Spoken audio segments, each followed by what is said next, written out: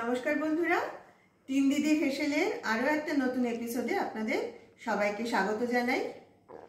এখন কিন্তু হালকা হালকা ঠান্ডা পড়ে গেছে। তো এই ঠান্ডার সময় বিশেষ করে বিকেলের দিকে কিন্তু আমাদের একটু ভাজাভুজি খেতে বেশ ভালোই লাগে, তাই না? আর এই ভাজাভুজিটা বাইরের থেকে না খেয়ে যদি বাড়িতে বানিয়ে খাওয়া যায়, আমার মনে হয় সেটাই ভালো। তো আজকে আমরা সেরকমই একটা স্ন্যাক্স আইটেম নিয়ে এসেছি আপনাদের জন্য। আজকে আমরা আপনাদের চিকেন কাটলেটের রেসিপি দেখাবো। তাহলে চলুন শুরু করা যাক। এখানে প্রায় 250 গ্রাম মতো বোনলেস চিকেন নুন দিয়ে সেদ্ধ করে নেওয়া হয়েছে। আর নিয়েছি 4টে ছোট মাপের আলুটাও সেদ্ধ করা রয়েছে। প্রথমে যেটা করব, আমি চিকেনটা একটা প্লেটে নিয়ে নিচ্ছি।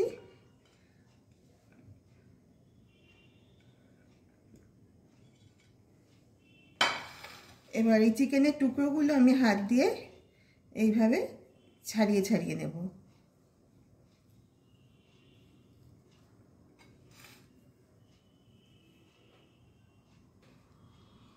এইভাবে পুরো চিকেনটাই কিন্তু আমি হাত দিয়ে ভালোভাবে ছাড়িয়ে নিচ্ছি।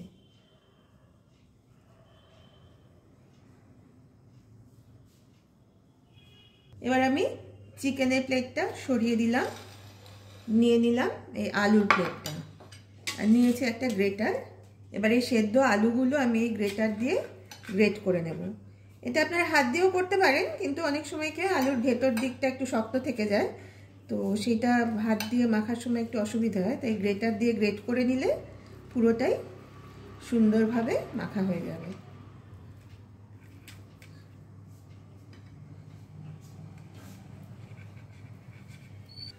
তাহলে আলুটাও আমার গ্রেট করা হয়ে গেছে।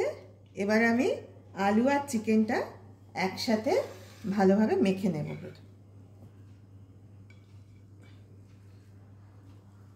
আলুটা চিকেনের মধ্যে দিয়ে দিলাম। এবার সবটা একসঙ্গে মেখে নেব।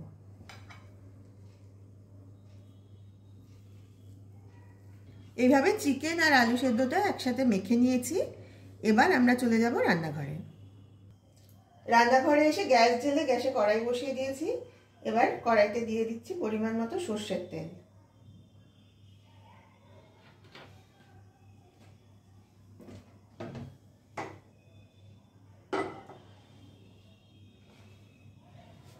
এখানে আমি নিয়ে নিয়েছি ছোট মাপের 4টে পেঁয়াজ কেটে নিয়েছি, আর এই 15টা মতো রসুনের কোয়া ছাড়িয়ে এইভাবে কুচিয়ে নিয়েছি। পেঁয়াজটা আমার ছোট ছিল বলে আমি 4টে নিয়েছি। আপনাদের কাছে বড় পেঁয়াজ হলে আপনারা সেই আন্দাজে 2 বা 3টে নিয়ে নেবেন। এদিকে তেলটাও গরম হয়ে গেছে। এবার তেলের মধ্যে আমি পেঁয়াজ আর রসুনটা প্রথমে দিয়ে দেব।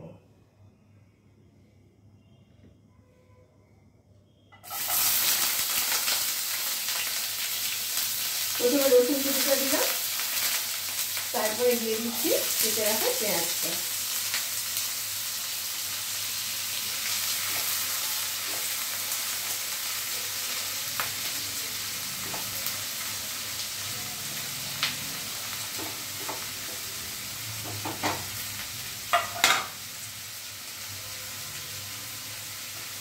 আঁচটা এখানে লো টু মিডিয়ামে রেখেছি, লো আর মিডিয়ামে মাঝামাঝি আঁচ রেখেছি।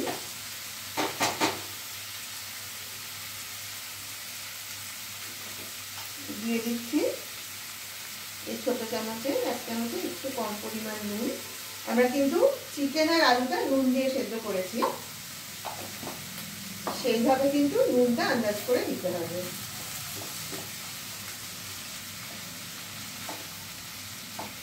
পেঁয়াজ রসুনটা একটু ভাজা হোক, তারপর আমরা বাকি মশলা যোগ করব। আমাদের পেঁয়াজ রসুনটা মোটামুটি অনেকটাই ভাজা হয়ে গেছে। এবার আমি বাকি কিছু মশলা এখানে যোগ করছি। প্রথমে দিয়ে দিচ্ছি এই বড় চামচের 3 ভাগের 1 ভাগ মতো হলুদের গুঁড়ো, দিচ্ছি এই 1/2 চামচ মতো জিরে গুঁড়ো, বড় চামচের 1/2 চামচ শুকনো লঙ্কা বাটা দিয়ে দিলাম,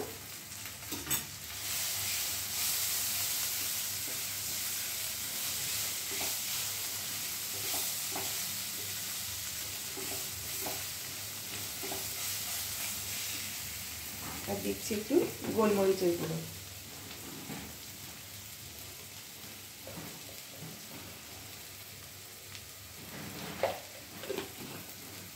এবার মশলাগুলো প্রথমে একটু ভালোভাবে কষিয়ে নেব, তারপর চিকেন আর আলুর যে মিশ্রণটা আছে সেটা এর মধ্যে যোগ করব।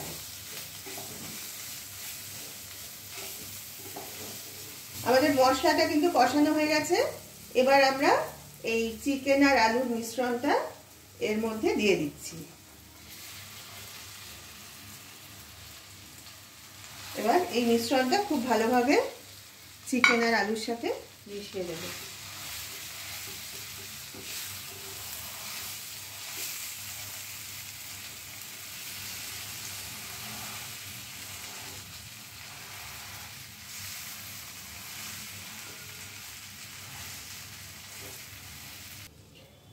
কষানো মশলাটার সাথে আলু আর চিকেনটা খুব ভালোভাবে মিশিয়ে দিয়েছি। পুরো মিশ্রণটা একসঙ্গে ভালোভাবে কষিয়েও নিয়েছি। এইবার আর দুটো মশলা এখানে আমি যোগ করব। এখানে আছে একটা ভাজা মশলার গুঁড়ো, এর মধ্যে আছে গোটা ধনে, জিরে, দারচিনি আর এলাচ। এটা আমরা শুকনো তাওয়াতে নেড়ে নিয়ে তারপর সেটা গুঁড়ো করে রেখেছি। এই মশলাটা কিন্তু যে কোনো রান্নায় দিলে রান্নায় খুব সুন্দর একটা ফ্লেভার অ্যাড করে। আমি এই মশলাটা এখানে 2 চামচ দিয়ে আবার খুব ভালোভাবে পুরো মিশ্রণটার সাথে এটা মিশিয়ে দেব।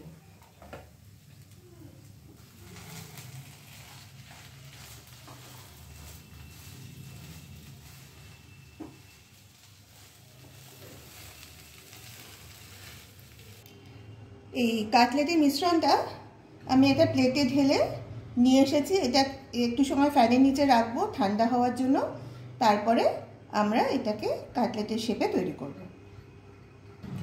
আমাদের যে চিকেনের মিশ্রণটা মোটামুটি ঠান্ডা হয়ে গেছে। এখানে আমরা একটা বাটিতে নিয়ে নিয়েছি ব্রেড ক্রাম। এই ব্রেড ক্রামটা কিন্তু আমরা বাড়িতেই তৈরি করে নিয়েছি। আমি এখন এই বড় চামচের 4 চামচ মতো ব্রেড ক্রাম এই মিশ্রণে যোগ করব, যাতে বাইন্ডিংটা ভালো হয় আর জিনিসটা ভালো ক্রিস্পি হয়।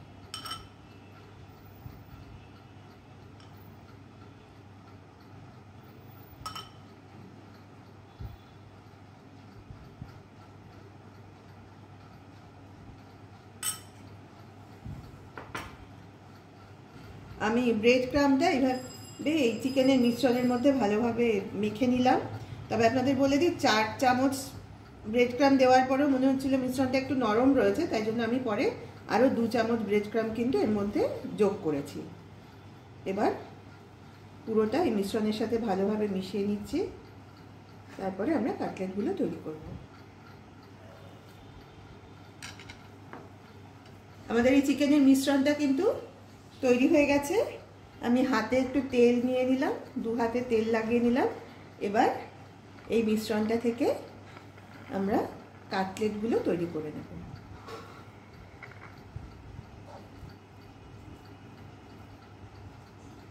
প্রথমে গোল করে তারপরে 4টা করে কাটলেটের শেপটা দেব।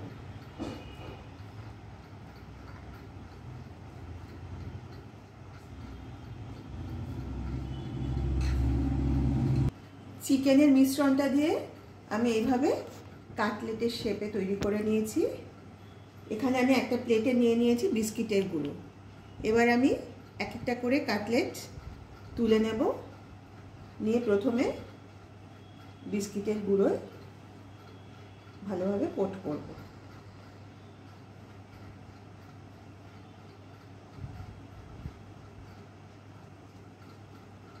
এটা হলো প্রথম কোটিং। এরপরে আবার এগুলো একবার করে ডিমের গোলায় চুবিয়ে সেকেন্ড কোটিংটা দেব।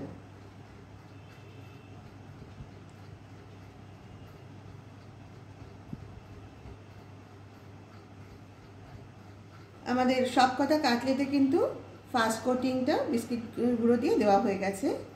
এবার একটা বাটিতে আমি 3টে ডিম ফাটিয়ে নিয়েছি, তার মধ্যে দিয়েছি সামান্য দুধ, এই বড় চামচের 2 চামচ মতো। এবার এটার মধ্যে সামান্য নুন আর গোলমরিচ দিয়ে ডিমগুলো ভালোভাবে ফেটিয়ে নেব। সামান্য পরিমাণে নুন দিলাম,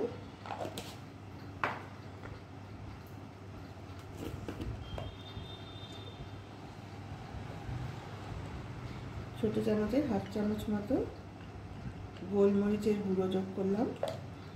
এবার ডিমগুলো ভালোভাবে ফেটিয়ে নেব।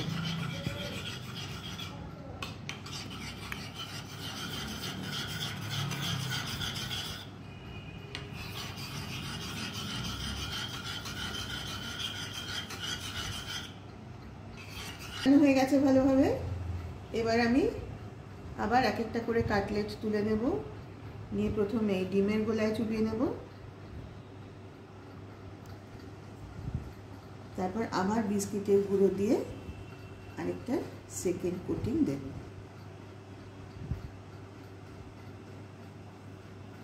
ভালোভাবে এটাকে কোট করতে হবে।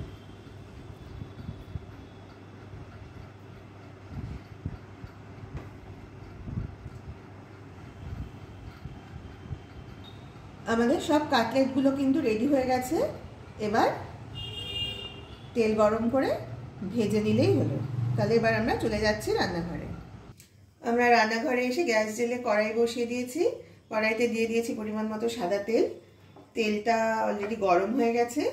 এবার আমরা এই গরম তেলের মধ্যে চিকেন কাটলেটগুলো একটা একটা করে ছাড়বো আর এপিট ওপিট করে ভেজে নেব।